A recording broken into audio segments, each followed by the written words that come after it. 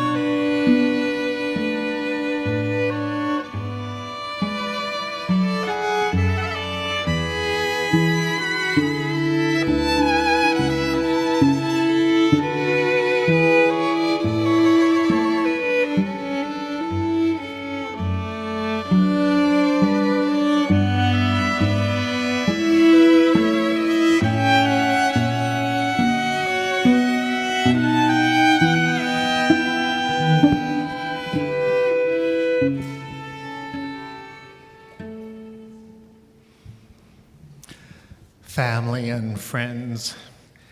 The time has come when we take our places in the sanctuary to give thanks and gratitude for a life that was lived so well, so beautifully and sweetly.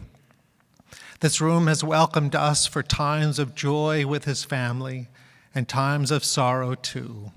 And each time we find in God's presence all that we will need. Room to appreciate the joys, and room to give thanks for what we have been given and continue to hold. So as we prepare for this sacred hour together, let me first invite you to be sure that your cell phones are in a silent position so that we will not be disturbed by them. And let me invite Rabbi Scott to begin so that we may offer first a psalm of consolation.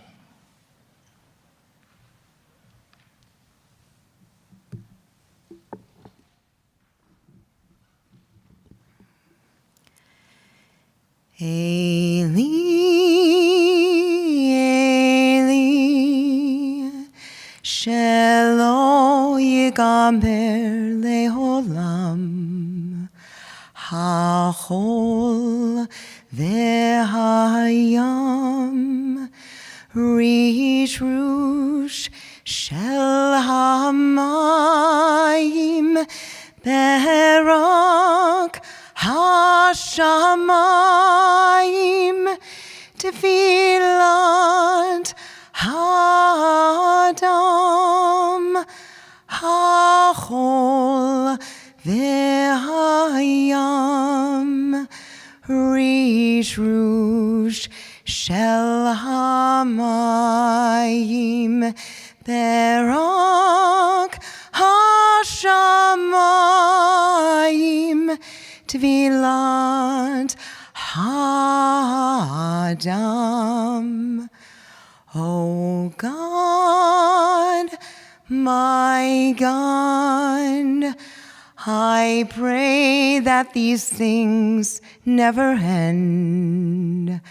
The sand and the sea, the rush of the waters, the crash of the heavens, the prayer of my heart, the sand and the sea, the rush of the waters, the crash of the heavens, the prayer of my heart.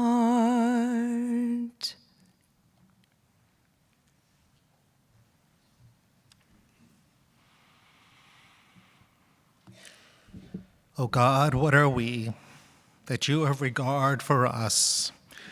What are we that you are mindful of us? We are like a breath.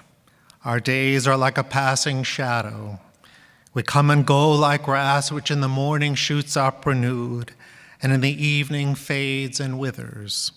You cause us to turn to dust, saying, "Return, O mortal creatures. Would that we were truly wise, that we would understand where we are going. For when we die, we carry nothing away. Our glory does not accompany us. Mark the wholehearted and behold the upright. They shall have peace."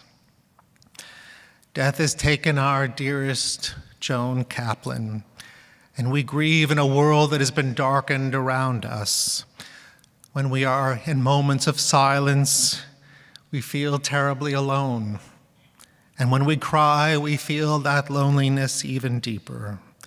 Lost in our sorrow, may we find the presence of loving family and dearest friends. God, hear us this day and be with us. It's been written, it is hard to sing of oneness when our world is not complete, when those who once brought wholeness to our life have gone, and nothing but memory can fill the emptiness their passing leaves behind. But memory can tell us only what we were in company with those we have loved. It cannot help us find what each of us alone must now become. Yet no one is really alone. Those who live no more echo still within our thoughts and words, and what they did is part of what we have become. We do best homage to those who have been taken from us when we live our lives most fully, even in the shadow of our loss. For each of our lives is worth the life of the whole world, and each one is the breath of the ultimate one. In affirming the one, we affirm the worth of each one whose life, now ended, brought us closer to the source of life, in whose unity no one is alone, and every life finds purpose. The psalmist asked, in times of grief and loss, "From where does my help come?" And the psalmist answered then and for us now, "I lift my eyes to the mountains. My help comes from Adonai, maker of heaven and earth. God will not let your foot give way. Your protector will not slumber. See, the protector of Israel neither slumbers nor sleeps. God is your guardian. God is your protection at your right hand. The sun will not strike you by day, nor the moon by night. God will guard you from all harm. God will guard your soul, your going and coming, now and forever." In Scripture, there is a beautiful reading, often read to the woman of the house on Shabbat, on Friday night, in her honor and because of her presence that makes the house whole and full and lived. Proverbs 31 speaks of such a person. Sometimes we say it's a rather archaic reading that doesn't relate to the modern woman today, but I read it, and it certainly speaks of our dearest Joan. A woman of valor, who can find? She is more precious than fine pearls. Her husband trusts in her, and so he lacks nothing. She does him good, never harm, all the days of her life. She perceives that her labor is rewarding. Her candle burns on into the night. She reaches out to those in need and extends her hands to the poor. She's clothed in strength and dignity, and she faces the future cheerfully. She speaks with wisdom. The law of kindness is on her lips. Her children rise up and bless her. Her husband sings her praises. Many daughters have done valiantly, but you excel them all.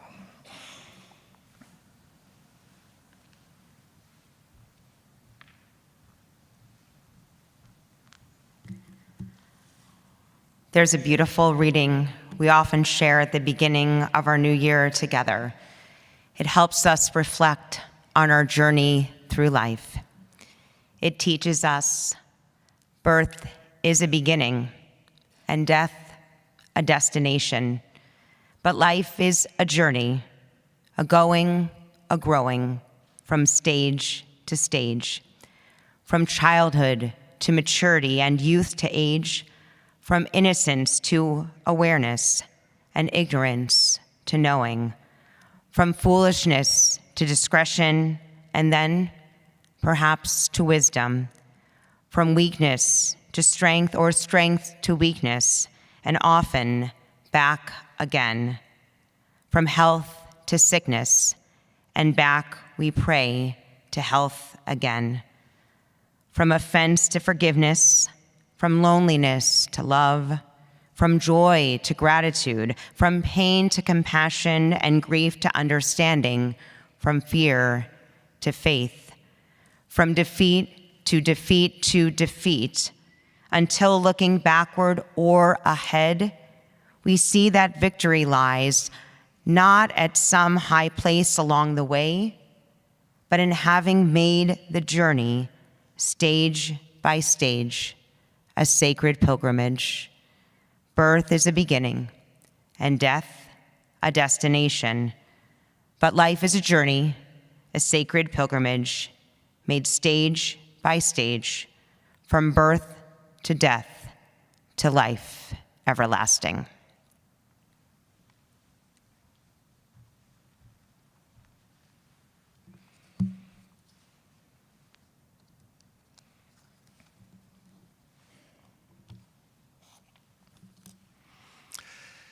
It's been said, beauty is in the eye of the beholder. Joan Kaplan, who grew up surrounded by beautiful things in a beautiful life, knew beauty when she saw it. She found it at home, among her friends, and in all she chose to do. Joan was first a dear wife to Marvin, who preceded her in death. For 64 years, they were partners who shared a beautiful relationship. From youth to age, they often held hands. After Marvin's death, she missed his hand in hers. It contributed to lingering grief that wasn't always easy to dismiss. Joan was a sister to Cece and Judy, a dear mother to Karen, Rick, and Susan, and as well to Debbie and Roy. Her love extended to 8 grandchildren you'll hear from soon, and 2 great-grandchildren as well. And her friends, all of you, many more live streaming or simply away for the summer, found in Joan a person of impeccable taste and goodness. With love and friendship, one could easily say that her cup runneth over. From the time she was a child, Joan wanted for nothing. Though her parents treated her to the best in everything, from clothing to culture and education, her parents' love came in measured doses. Loved, for sure, but packaged in courtesies and good manners. Joan learned from an early age to forge her own way. Like the beauty she knew as a child, she weaved it into stunning displays at home, at the store, and in all the ways she encountered family and friends. Her home was perfection. Joan had a place for everything, labeled, organized, and inventoried. Even her children's rooms were held to equally high standards, where shelves were labeled and marked for efficiency. A childhood friend of Rick said that he couldn't remember if there were more than 2 rooms in their house, Rick's bedroom and the kitchen. He wasn't allowed in any other room. Her children were the image of perfection. She settled for nothing but the best for them and aimed to protect them from anything that might ever harm them. Clothing, manners, and scholarship were high on her list of expectations for them, though they might recall times when they disappointed her. Given the high bar she placed before them, it's likely that she was always pleased and satisfied with all they did and all that they became. In the store at Palais Royal, Joan was a model worker. She created a gift wrapping department that added beauty to every package that left the store. It was Joan's final touch. Away from the store and the household, Joan and Marvin participated in the community. Joan was a person of grace and a can-do spirit. She found beauty in the culture and performing arts, at the Museum of Fine Arts of Houston and the Houston Symphony, where she served on the board for years. Joan was truly delighted by excellence and perfection she found in curated exhibits and sensational musical programs. Her eye and ear for the best made an impact on Houston's cultural arts scene.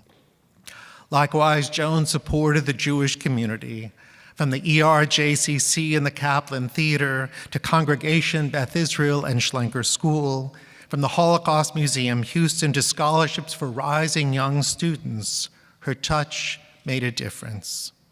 At Beth Israel, Marvin and Joan personally attended to the creation of new covers for our Torah scrolls, one each for the regular year and one each for the high holy days.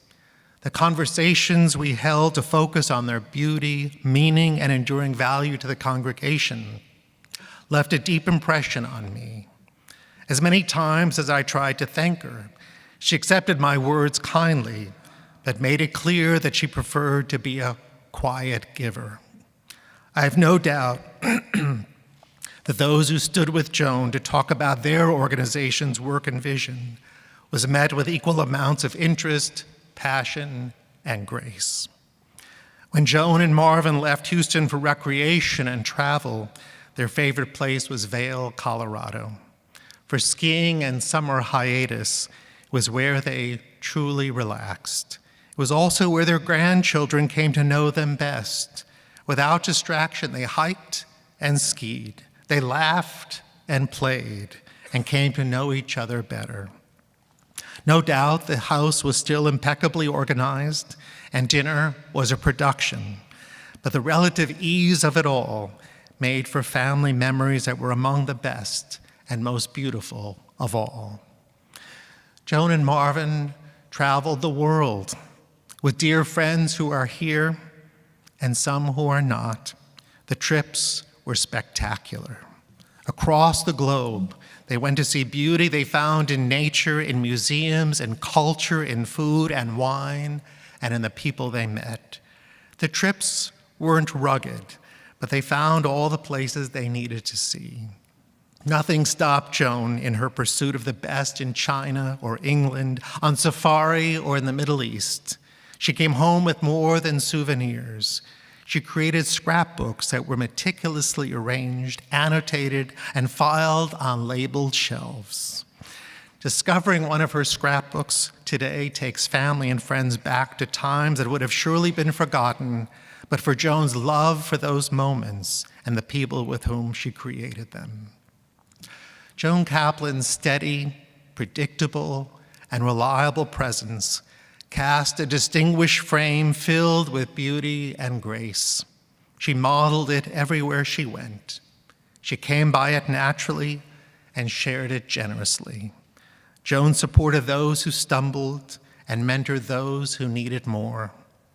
Joan was a doer, which explains why her later years were sometimes a struggle for her. She wasn't able to do what she used to do, and she couldn't fuss for all the right reasons about things that mattered so much to her.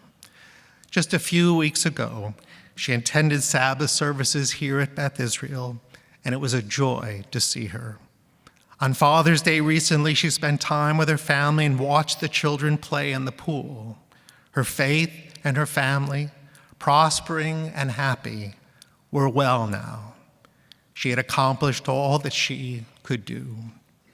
On Sunday, June 25th, with little warning, Joan died. Without struggle or pain, but with grace and quietness, she was at peace. We mourn her death, but celebrate a life well lived. She was a woman whose good fortune provided her a life of extraordinary gifts and the grace to give back an equal, if not greater, number of gifts with enduring meaning. Throughout her life, you and I and many others came to know the blessing of Joan's life wherever she pressed her hand and her opinion to make an indelible and beautiful impression. Ralph Waldo Emerson wrote, "To laugh often and much, to win the respect of intelligent people and the affection of children, to earn the appreciation of honest critics and endure the betrayal of false friends, to appreciate beauty, to find the best in others, to leave the world a bit better, whether by a healthy child, a garden patch, or a redeemed social condition, to know even one life has breathed easier because you lived. This is to have succeeded." Zichronah livracha, may the memory of our dearest Joan Kaplan be a source of strength and blessing to us now and always. Amen. Personal words from family are even more precious today. I'm pleased to invite now her daughter Susan to come and share her words.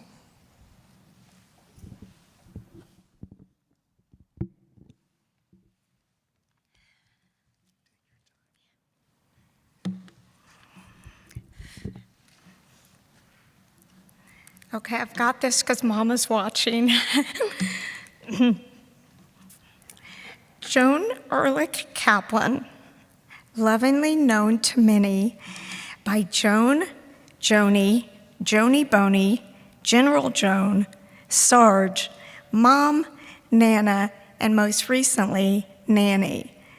She was a fierce force, living a full and fabulously stylish life on her own terms. Born in Dallas, Mom was first and foremost a loving daughter to Moselle and Izzy. When the retail business brought them to Houston, a set of twin girls joined their family on North McGregor, and Mom's love affair of her sisters, Cece and Judy, began.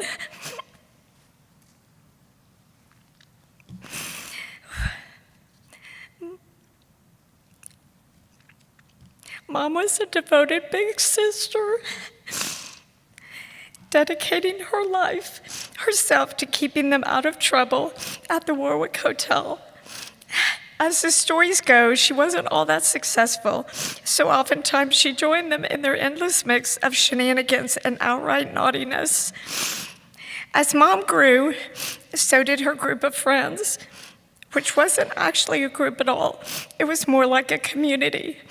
They played, went to school, sleepaway camp in Maine, and generally lived at each other's homes.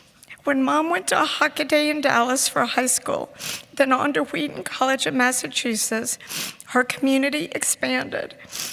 Mom and Dad knew each other from this community, yet dated others before meeting again when she was in college. And soon it became clear that Massachusetts was just too far away from Texas. They were married on November 10th, 1956, which is where our story begins. Mom's style of parenting evolved like the ever-changing fashion of the decades. During the 60s, it was big, bold, slightly scary, but always effective. Throughout this decade, her busy schedule mirrored the psychedelic patterns that took over high fashion. She was working at the store while raising 3 rambunctious kids and running a household. Mom survived by putting her meticulously organized systems and schedules in place and taking advantage of her community, plus a couple of excellent live-in nannies or 2. The early years of living on North Braeswood kept us close to the community Mom dearly loved. There we enjoyed lazy days at Westwood Country Club, picnics and parties at Godwin Park, kite flying on Buffalo Bayou when Braeswood was 2 lanes, outings to Peppermint Park, and bopping from pool to pool in Meyerland. Their friends were our friends, and I remained deeply confused by how many aunts and uncles I had. Mom entered the era of the 70s as a trailblazer, leading the migration from Meyerland to Memorial. Before we knew it, our subdivision of Hunterwood became a family and friend compound, and we couldn't have had more fun. Just like the 70s fashion was known for pushing boundaries, so too was the juggling of multiple school schedules, endless carpools, dozens of after-school activities, and of course, our social calendar. To manage that as well as her busy work life, she upped her strong and persuasive parenting style. To be honest, she pretty much scared the bejesus out of us, the neighborhood kids, and most of our friends, which earned her the moniker of General Joan.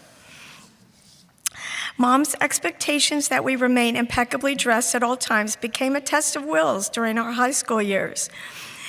After one particularly loud early morning exchange in our shared dressing room before school, Mom took care of the problem by emptying the entire contents of both closets on the center of the floor so we could sort out our belongings later.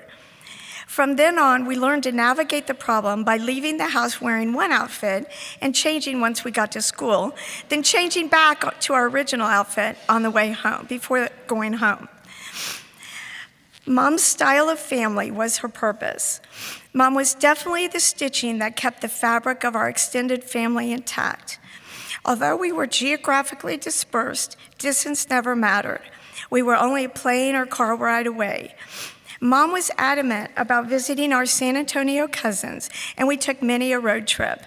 But after one particular car ride that took us from San Antonio to California, surprisingly, we never did it again. Our New York adventures were always filled with busy and memorable days.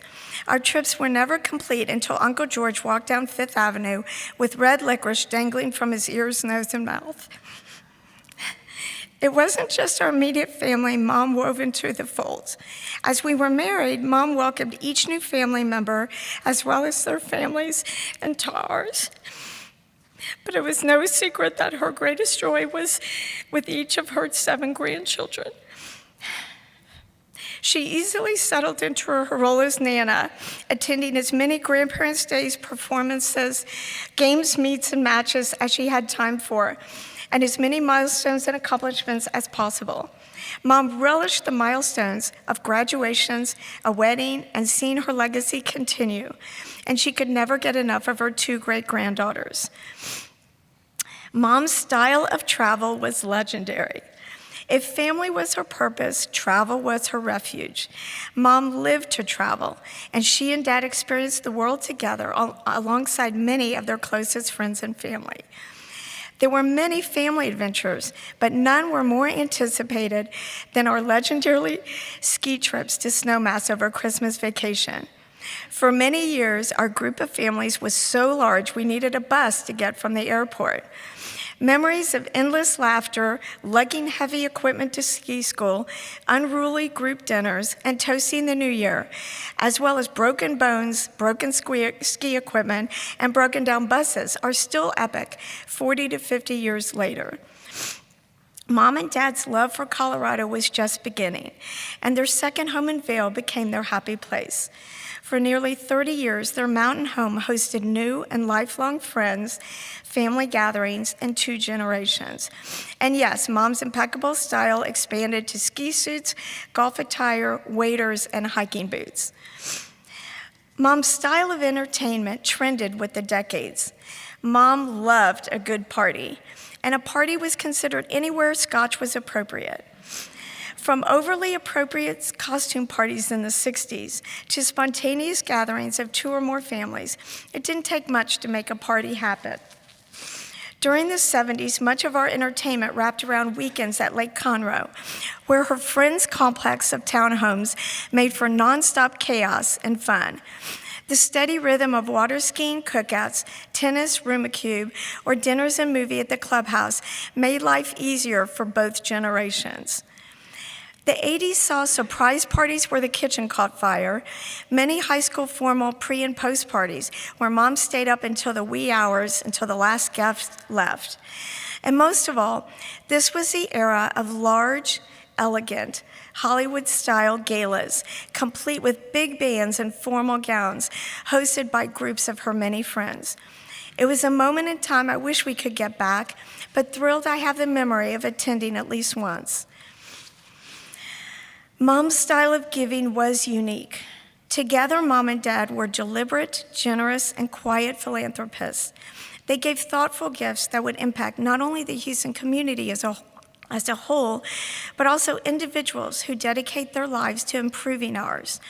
They loved the symphony, so much so that Mom not only served on the board, but funded musicians so they could stay in Houston for all to enjoy. Their goal was to improve the life of those who would improve the community. On her own, Mom was a change maker for many. In one instance, she became a mentor for 2 students in the I Have a Dream Houston program, which opened in 1987. This organization adopted an entire class in the 7th grade in an underserved school serving low-income students, but offered college scholarships to those who graduated. Mentoring became parenting for Mom, and one of her students became the first ever high school grad, turned college grad, turned nursing school grad, turned professional nurse. Of course this child would succeed. Mom was her mentor. They became friends long ago and remained so through the years. Mom's love for Beth Israel was handed down from her parents.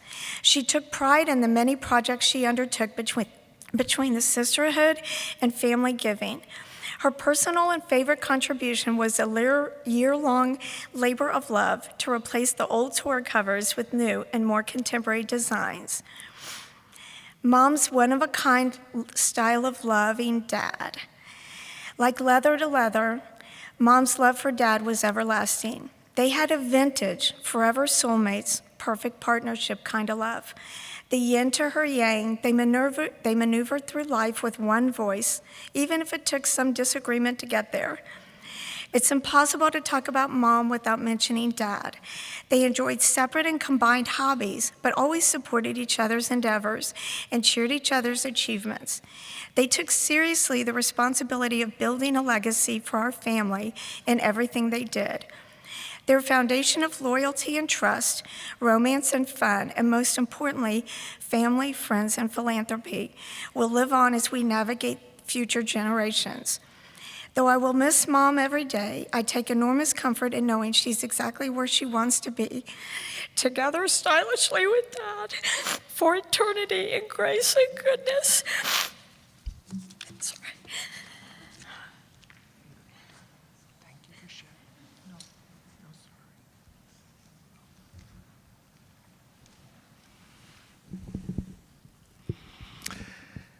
I'd like to invite Karen and Rick to come together and share their words as well.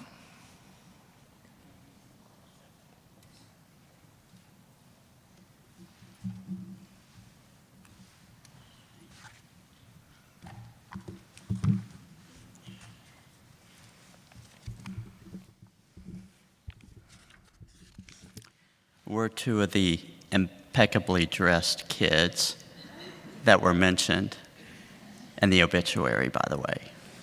Susan was the third, if you had any doubt.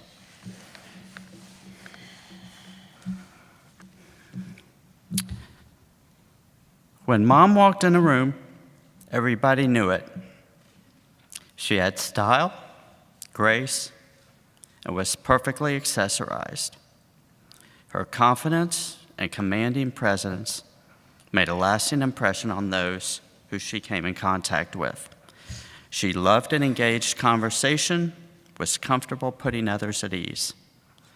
Those qualities helped her capture the love of her life in my father, Marvin. You can't talk about one without the other, as Susan said, because their love was strong. They had a partnership in life, business, and work.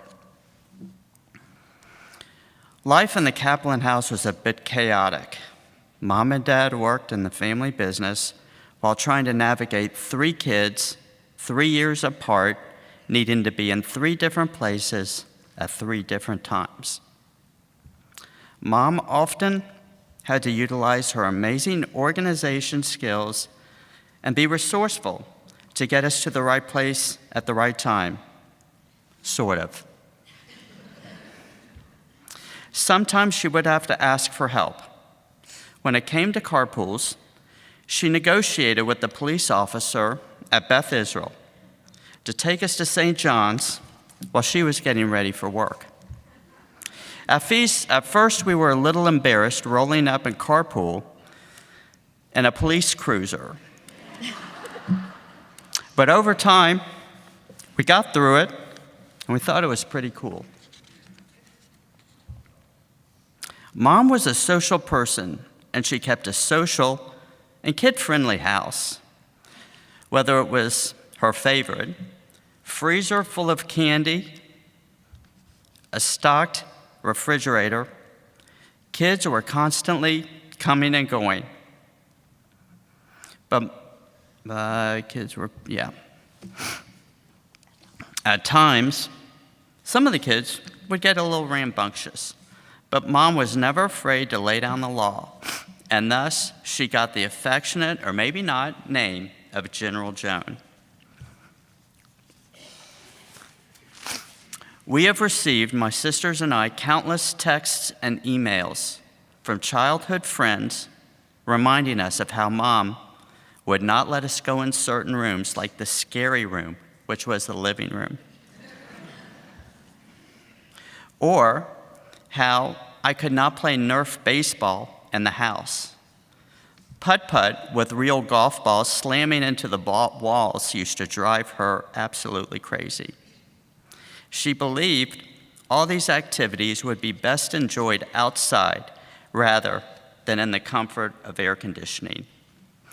One of my friends even commented that my mom would tape a note to the orange juice carton in the refrigerator saying, "Stay out," because he would always drink Dad's orange juice. There was never a dull moment. The family retail business had a foundational presence in our life. The identity was a big part of who and what Mom was and what we were. She loved her job buying gift wrap and was passionate about trying to find the perfect patterns for each season. The house became her office as she would line up the seasonal choices and ask us to rank order our favorites. Mom was pursuing that perfect wrapped package. While Mom was pursuing that perfect wrapped package, the Meyerland store, its manager, maintenance engineers, and warehouse employees served as our babysitters assigned to entertain us. Some of you may even recognize that my sisters and I, along with my cousins, were once famous children fashion models used in print in the Houston Chronicle and Houston Post weekend editions. Mom's fashion sense was inspired by her mother, Moselle. It's a generational thing that Mom desperately tried to pass down to me and my siblings. We were always impeccably dressed for school and sometimes matching. Our khakis and corduroys, sundresses and nice pants. Blue jeans had a limited place in our closet. Growing up, we had Christmas trees as a symbol of the importance of the season from a retail perspective. That's what she said. Dad, on the other hand, coming from a conservative family, a Beth Israel family, never really understood nor actively participated in any of the decorating festivities. However, and Dad liked fashion, he agreed to what Mom wanted.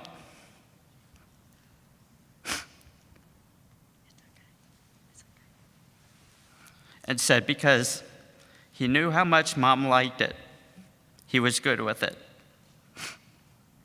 The broad extended family enjoyed all of Mom's Christmas festivities. The Kaplans and the Margolises would come over and help decorate.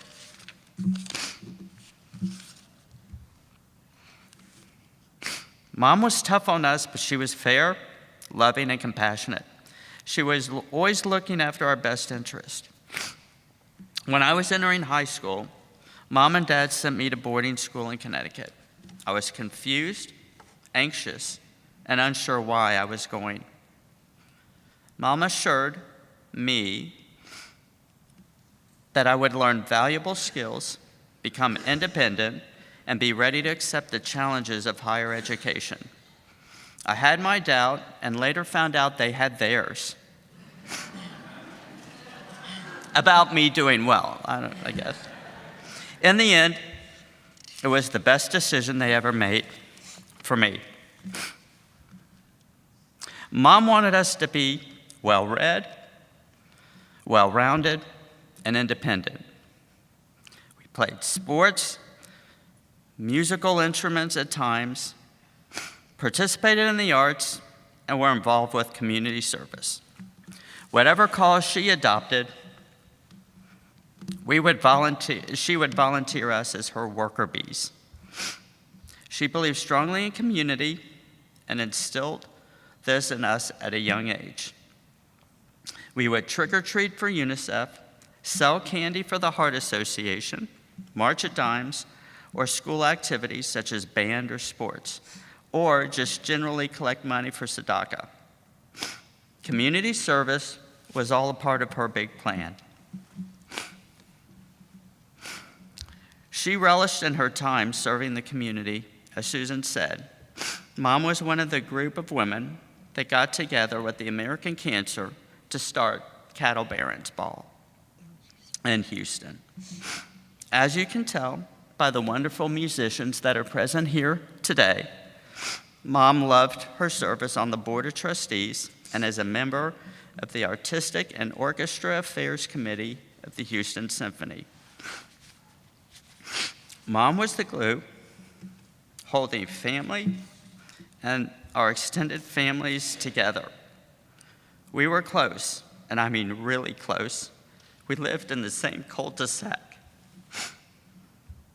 Our house backed up to Aunt Judy's, Mom's sister. And my dad's brother lived right around the corner. There's a lot of stories there. We can't go into them at this time. But as you can imagine, they're numerous. The closeness was a gift. Even Aunt Cece's New York family was a quick, direct flight away. Mom loved traveling up to the big city to see her mom and her twin sister. The three of them were close and talked often. You can jump in here anytime. No. You're doing such a good job. I'm just letting you roll. As the family grew, the gatherings did too. Mom's desire to host never wavered, no matter how large the number and attendance grew. Whether it was my dad's side of the family, Bernsteins and Esquits, or the Brooks, or Harrises, they were always welcome with open arms. High holiday dinners, Passover seders, and other various celebrations were Mom's specialties. She was always loving, generous, and inclusive. She and her friends loved to entertain and enjoyed life together, from traveling to life cycle events, mahjong. You could always count on a support system of friends to be close by. The group of friends that became family grew up in the same neighborhood in Old Braeswood, migrated to Meyerland, moved to Memorial together, and then settled in the Up Park area of Houston. In the summers, they all seemed to head west to the mountains, where Vail was her happy place. Although she would love a quick trip to Vegas, she never met at Dice she didn't like, except, of course, the cold ones. Mom's 7 grandkids brought her great joy. She loved to spend time with them and provided special experiences, love, fun, and laughter with each. As they grew older, Taft Singletary joined the family. And Mom became a sounding board, a confidant, and mentor to all. When her great-granddaughters Sloan and Blair joined the mix, they were welcome additions that seemed to give Mom a new focus.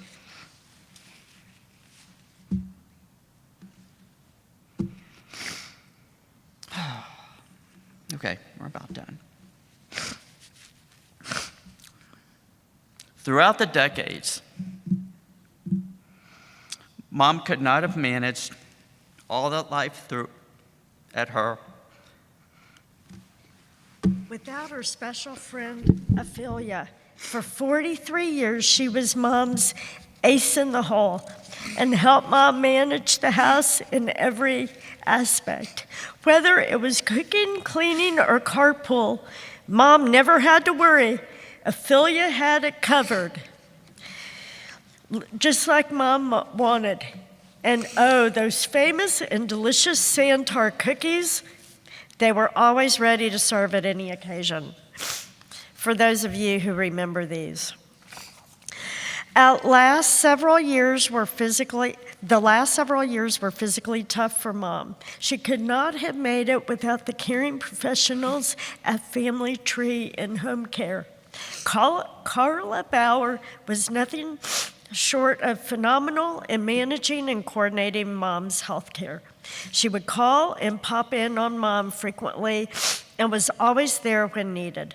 She checked to make sure all the caregivers were properly informed on the latest medical changes. Twin, Penny, Chanella, Corrine, and many others became her friends. They would take her shopping, did her nails, made sure she got exercise, drove her to and from where she needed to be. They too became her family tree.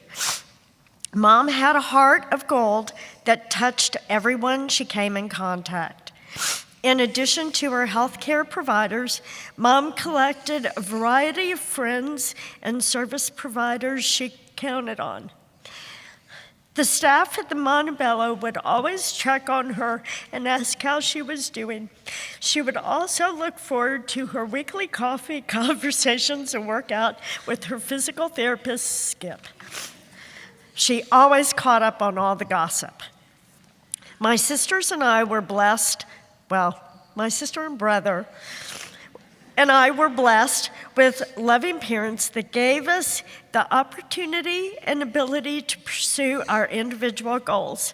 We would not be the adults, parents, and grandparents we are today without their guidance and support. We love you, Mom, and we know that you are reunited with Dad, cheering us on from above. Thank you.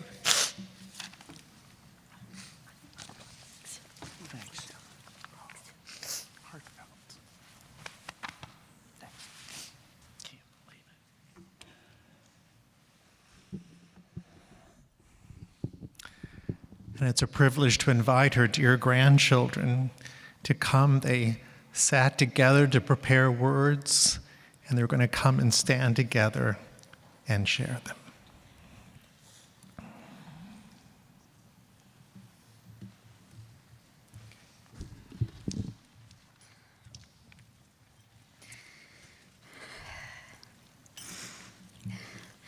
Welcome to Nana's house.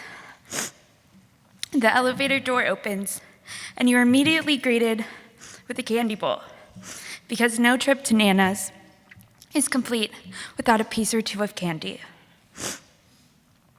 And the first piece of an epic art collection. To most, it was a beautiful Jesus Morales sculpture. But to us, it was a musical instrument that we have slid our hands up and down thousands of times, making that interesting but familiar sound that Nana could always hear when we were coming and going. Once we opened the door, we were encapsulated by walls of beautiful art. Our Nana loved her art galleries, but to us, her house was its own gallery to uncover, and Nana was its curator. The shadow boxes of the diner and the subway stations were a big highlight.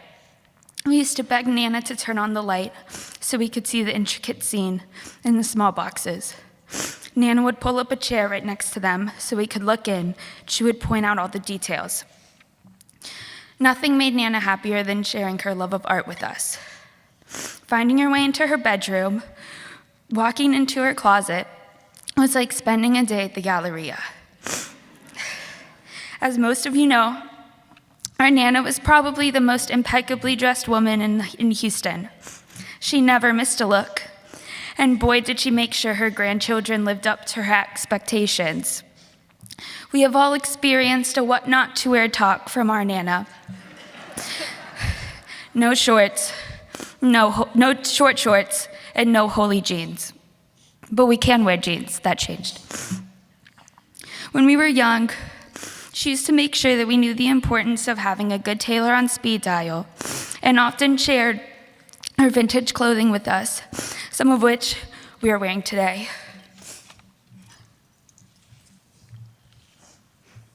Nana was the center, but she never turned away a good opportunity to lead a good adventure.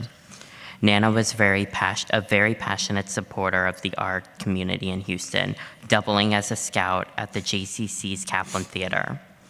She never missed an opportunity for autographs from its rising stars. her grandchildren, and their friends. When she wasn't enjoying amateur theater, she was a regular at the Jones Hall and the Hobby Center, where she took us to all the newest shows and symphonies, making sure we had the best seats in the house. We always knew we were with a local celebrity when immediately after getting out of the car, we were greeted with, "Miss Kaplan, we're so happy to see you again." Outside of Houston, Nana made sure we never vacationed. We traveled.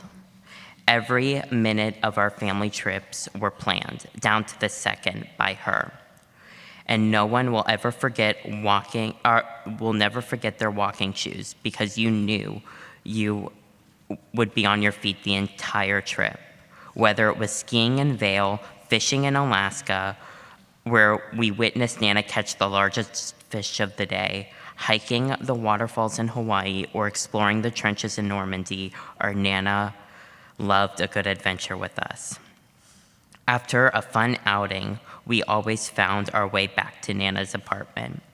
The hub of Nana's home was the living room. There you could find our most lively gatherings. Blair would be on the floor playing with blocks or toys that Nana had since 1965, and Sloan would be putting on a dance performance for all of us. Our cousins would be watching TV and catching up about the week, while our aunts and uncles were heating up takeout, because, as you probably know, our Nana never touched a kitchen appliance, but loved to host dinners.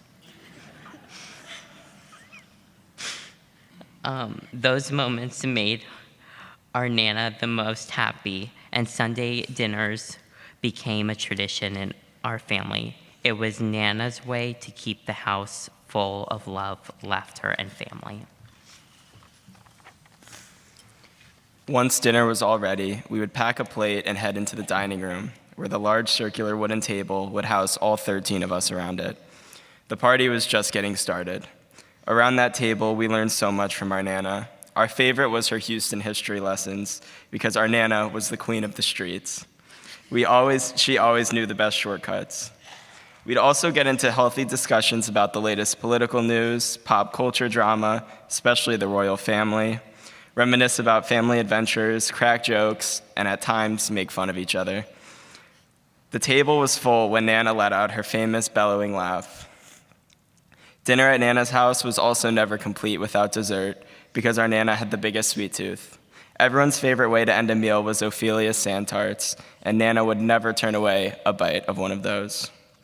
As we've gotten older, gatherings moved to the bar area, and it was Nana who always had the first drink. Some of her best advice was shared with us around that bar, where we made each other a cocktail. One of the best pieces of advice that our Nana gave us is that clear liquor, preferably vodka, should only be enjoyed with club water or soda, or club soda or water.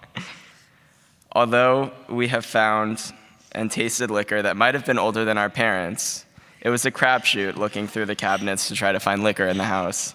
We were still together, laughing at the vile taste of the old liquor, and that is what Nana always loved. We're also blessed to have the opportunity to spend as much time as we had with her at our special place, Nana's house. While she may have been tough, she loved us so much, and she never missed an opportunity to cheer us on from near and far. After a long day of exploring, a day with Nana wasn't complete without a sleepover. As she tucked us in, she would sing us goodnight and sing us her lullaby. Now run along home and jump into bed. Say your prayers and cover your head. The very same thing I say unto you. You dream of me and I dream of you. Until our next adventurous day, we will be dreaming of you, Nana.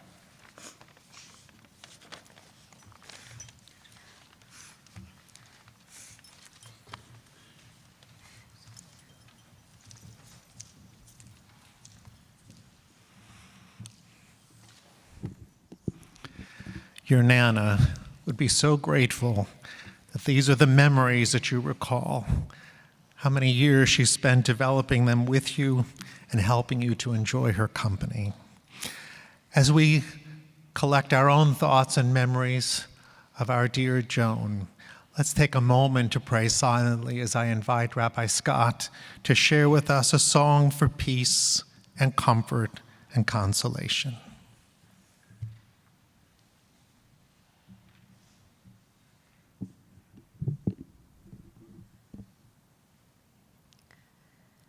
Shalom Rav al Yisrael Amcha Tasim Leolam.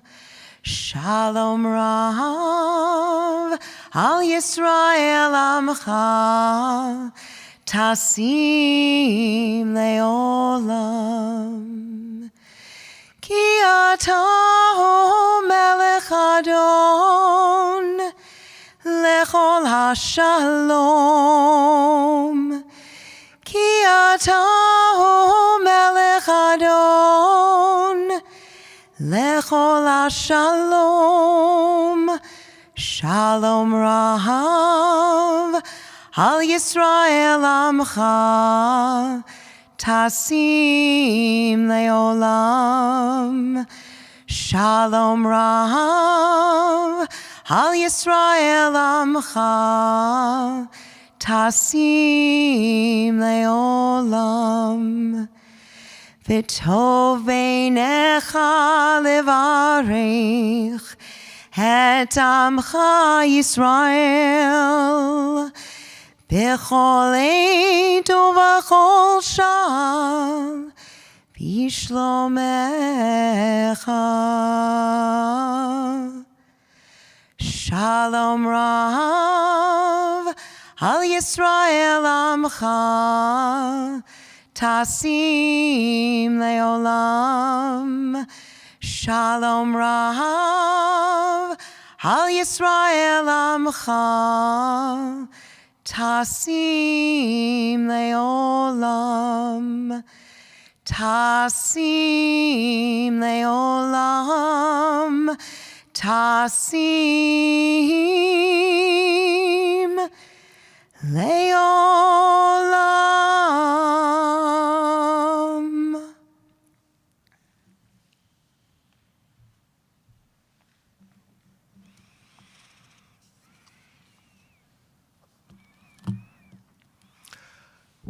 Our words and memories are dear to us as we appreciate the life that was lived. In gratitude for all that we've been given, we prepare to recite Kaddish, not a prayer about death or sorrow or salvation, but rather a praise to God in whose company we find all that we need. In times of joy, gratitude, and in times of sorrow, faith and strength. In her honor and in her memory, let us rise now as a congregation to join in the words of Kaddish.